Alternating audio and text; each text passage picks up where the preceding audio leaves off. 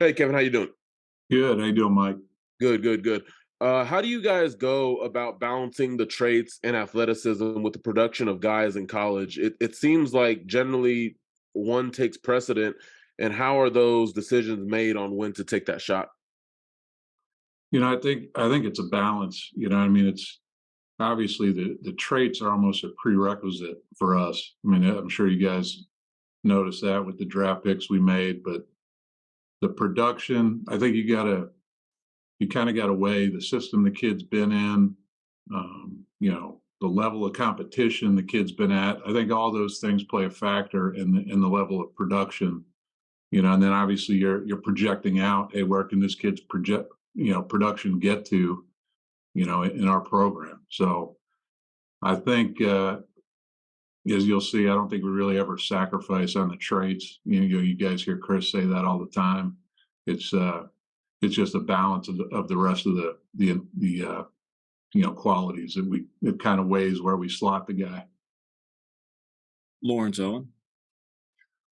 So with the upcoming rookie minicamp coming up, is there a different feel of importance to this minicamp being not only the number of rookies that are coming in, but the importance of the positions that they are at? Uh, I mean, I don't know if it definitely has a different feel. I don't know if it's any more important, but there definitely feels like there's an insurgence of youth going on our roster right now, especially at the quarterback position. So I think it's different from that respect, but we're always excited to see kind of the new kids on the block, so to speak. And this year is no different. And all the tryout guys will take a good hard look at them, and if they outperform some of these guys we signed late, then they'll have a chance to crack the 90 mount. Derek.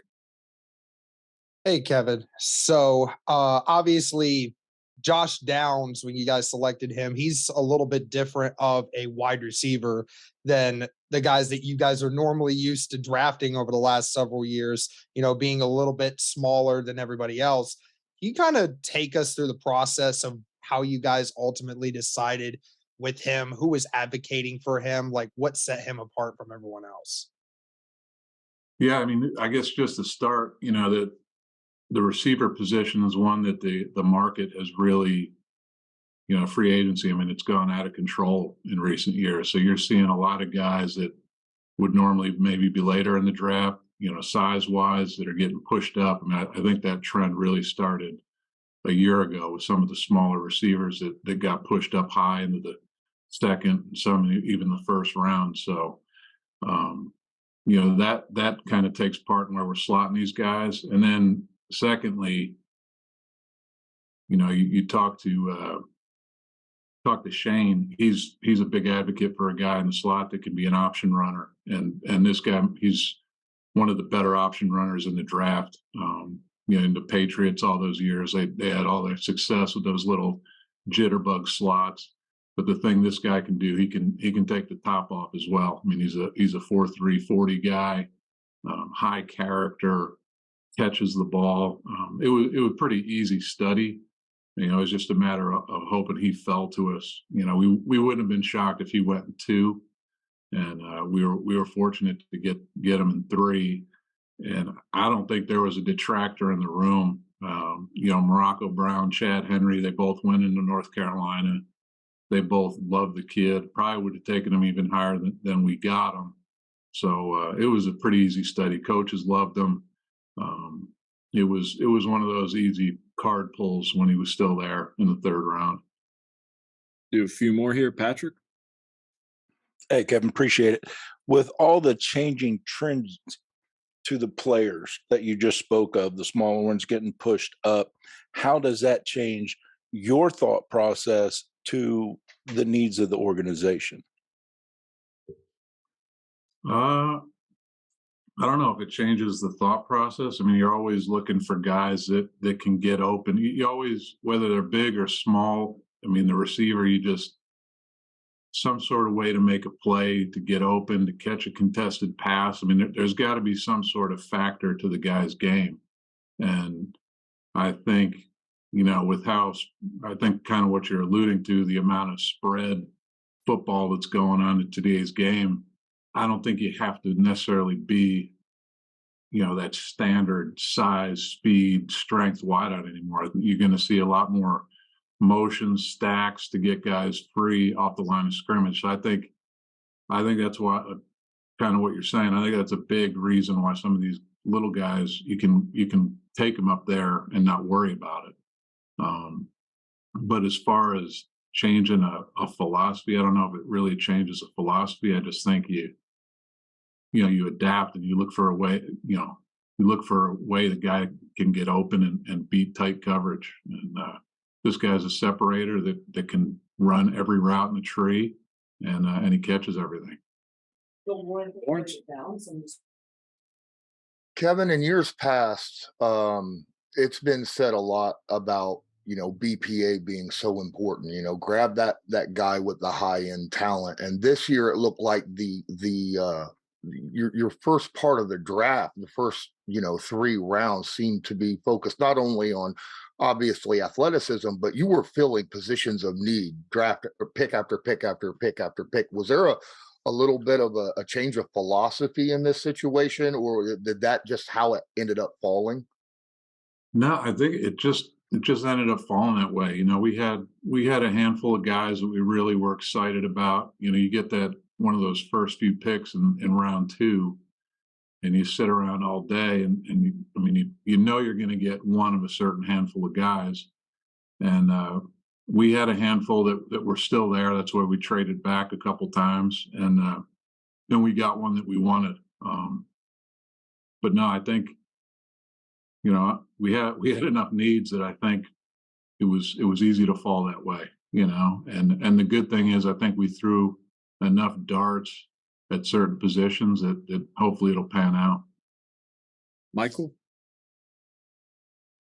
Kevin, what is the general feel of expectations around the building right now? Y'all have a really young team right now, added 12 rookies, really exciting rookies by that, 15 undrafted free agents mixed with some all-pro talent and veteran leadership. Might be early, but what's the level of expectation right now around the building for 2023? I don't know if there's an expectation as much as it's, hey, let's just get these young guys better every day. I think we got the right type of guys. I think our coaches are going to like working with the caliber kid that we brought in the building, and just progress them day by day. I think we got the right head coach to develop this quarterback.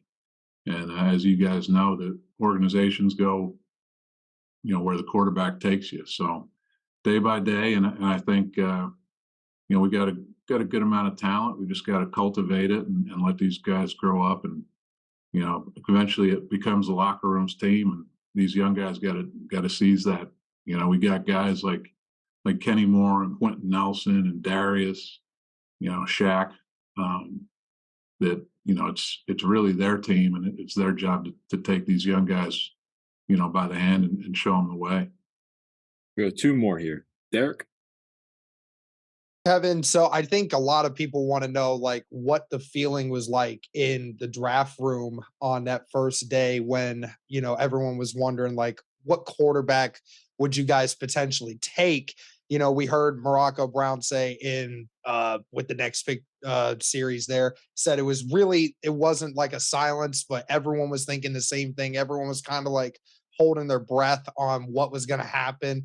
Can you kind of just explain that day, with everyone in the room, what was the feeling going on with, whether or not a team would trade above you, whether or not a quarterback was going to fall to you guys? Could you just take us through that?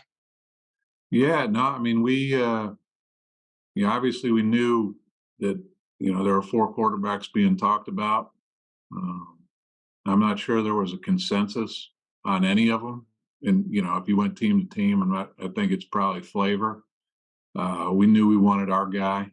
And, when the trade happened right before us, everybody's heart kind of stopped in the room until we heard it was Houston. And, after the pick went off, I think it's one of those moments where you sit back and you think of the things that could be, but it hadn't been yet. You know what I mean? At teams that celebrate in April and, you know, in March and free agency, I mean, that's not the right mentality, right? We want to see this thing go through, and we know it's going to require some patience, and we got to let Shane do his thing with the guy. But we realize the upside, but we'd rather celebrate in February than April. We'll go last one here, Justin. Yeah, obviously, you guys like all of the picks that you make, hopefully. Which guy in day 3 was the one that you guys fell to you guys in the draft, and everybody was ecstatic about drafting them? That's a good question. Let's see. I mean, we were excited to get all of them. I think depending on who you ask, you know, Tommy Adebawore, you know, there have been rumors he'd go in 2. We think he's got real upside as a 3 technique. I mean, he had a great Senior Bowl, disruptive. You know, despite being a little undersized, he's a strong guy. You know, you hear Chris talk about lean mass. He's got great lean mass. Guy I was excited to get was his counterpart at Northwestern, Evan Hull. You know, I think he can be a good rotational back. He's got third down ability. He had a good Senior Bowl as well. You know, I mean, it was a good group. I think all these guys, you know, Darius Rush, you know, we would have been happy taking him higher, and he fell to us. So I mean, all these guys got a chance to contribute at different points in time. They all got traits, and they all got character. Thanks for your time, Kevin. We appreciate it. Thanks, guys.